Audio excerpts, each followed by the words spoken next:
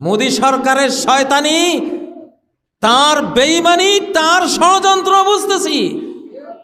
বাংলাদেশকে ধরার জন্য কাশ্মীরে গিয়ে সন্ত্রাস করে, সেই সন্ত্রাস এনে বাংলাদেশের উপরে ফেলে, সম্পূর্ণ নাটক।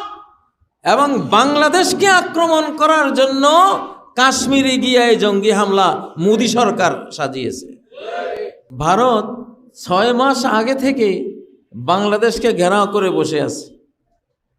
ওর বিমান, কামান, ক্ষেপণাস্ত্র সব আমাদের সীমান্তে মোতায়েন করে বসে আছে, সুযোগ পাচ্ছে না। কি অজুহাতে আক্রমণ করবে? কারণ বাংলাদেশে এখন ডক্টর ইউনূস, তিনি হলেন শান্তিতে নোবেল বিজয়ী, শান্তিতে নোবেল বিজয়ী। ওনাকে যদি জঙ্গি বলে, টেরর বলে, পৃথিবীর কেউ মানবে না।